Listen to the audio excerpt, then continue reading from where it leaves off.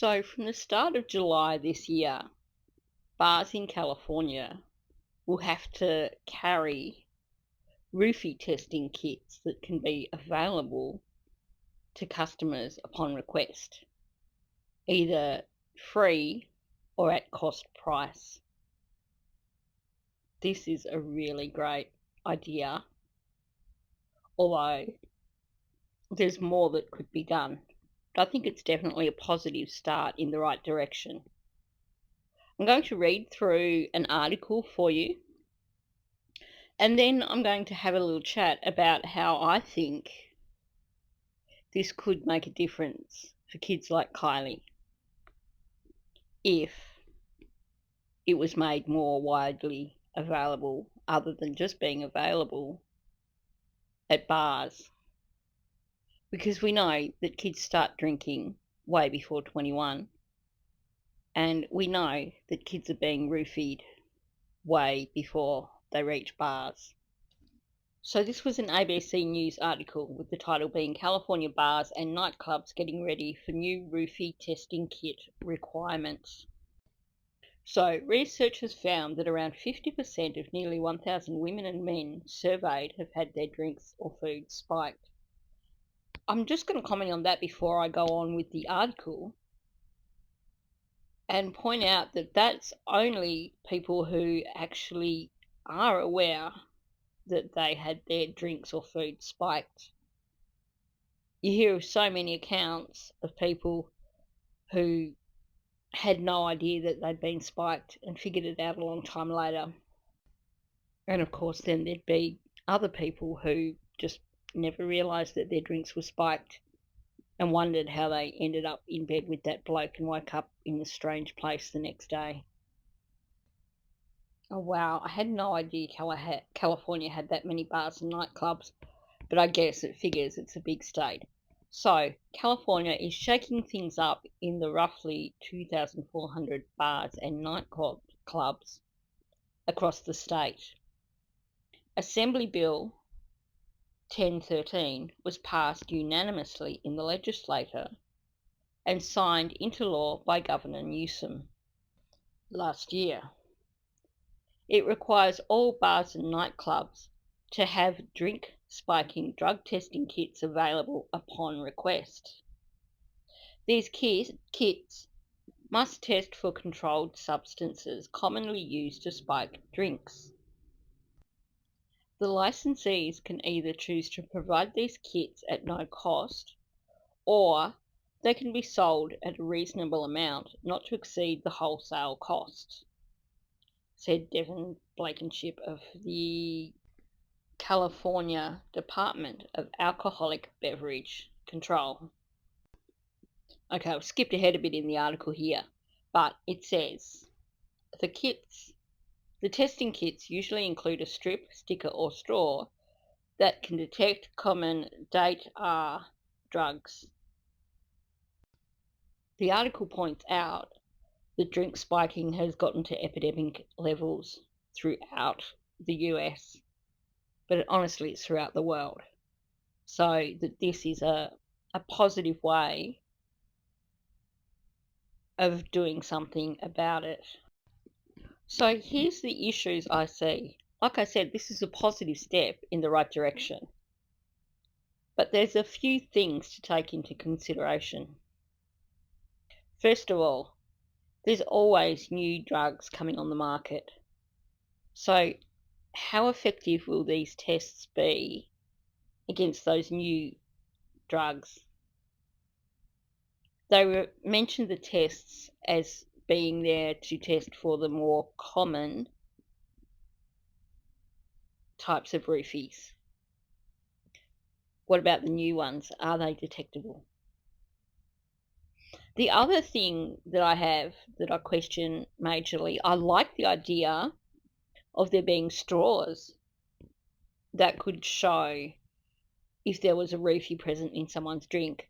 But my concern, and I guess this is about trying to make it appealing to proprietors because it's going to be a costly venture, So I guess they're probably saying, well, at this point in time, we're not going to ask you to provide them for all your customers because of the costs, but perhaps it's something that should have some federal funding behind it to aid in the cost, because making them available upon request, how many people is that really going to help?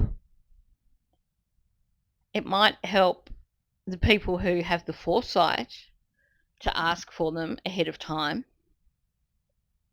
but what about those people who go in, maybe they're bar hopping? I don't know, I guess you do that in America too.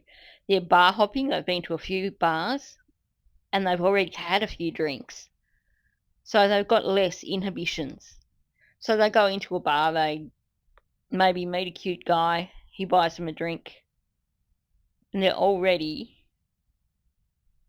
a little bit drunk or a little bit happy, so they don't think to ask for a testing kit. I think there's going to be a lot of people who miss out because they haven't requested a testing kit. I also think that by making the allowance where venues can actually charge for them, even if it is cost price, that may deter some people at venues. I don't know, it's just a thought. But here's the issue I have. I think that it should be all places that sell alcohol.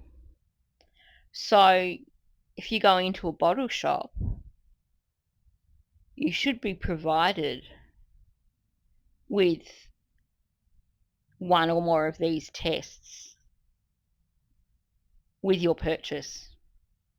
Why? Because of all those underage teens and young adults who go to parties, just like Kylie did, and drink when they shouldn't be. It's illegal, obviously. But they go to parties and they drink. They're under the radar. They don't have a barman to say, do you want to buy one of these testing kits? They're so much more susceptible. And the thing is, an 18-year-old or even a 16-year-old, as was Kylie's case, is far more naive. They're less worldly.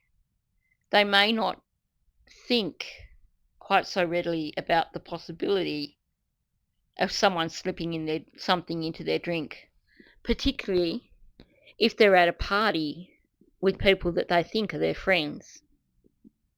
Now, we don't know if Kylie was slipped something in a drink, but when you listen to accounts of Elsa, and I think there might have been a few other people that suggested that she was acting like she was drunk, that she was stumbling all over the place. But at the same time, there's no real evidence in the autopsy of her having been overly drunk. So it's quite possible that she was roofied.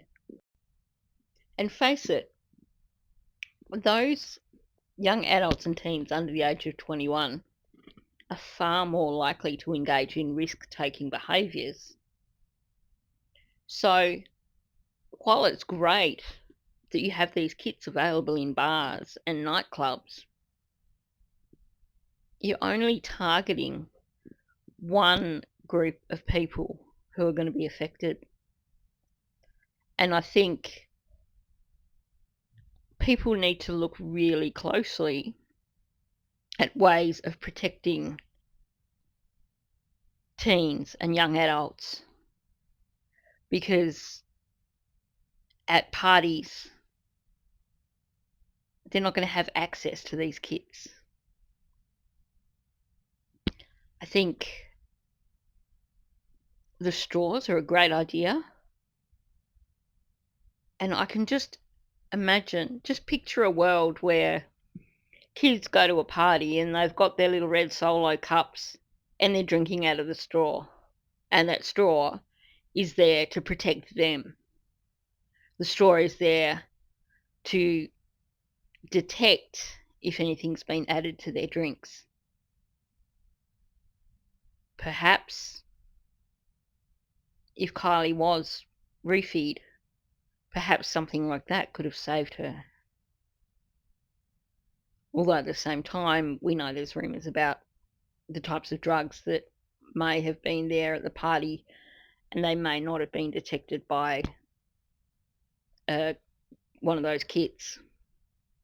But it's a thought. So, on one hand, kudos to California. That's definitely a great step.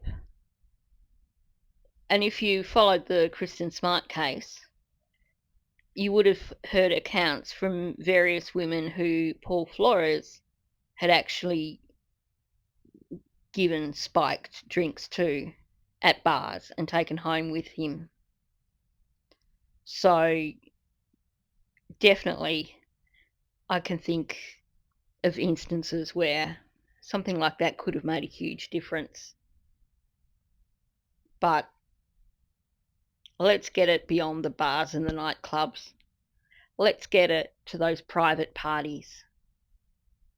It should become mandatory, and hopefully down the track, if this is proven to be successful, hopefully down the track people will start looking at expanding the whole program.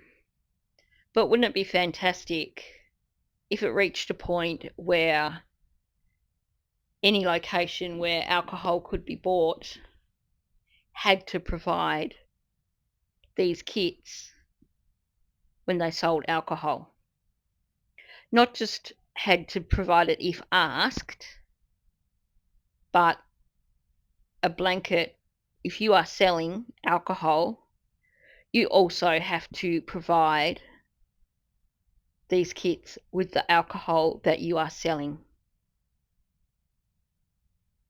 Now, I don't know if one straw or sticker or testing strip can be used until it's triggered, or whether you need a new one for each drink. But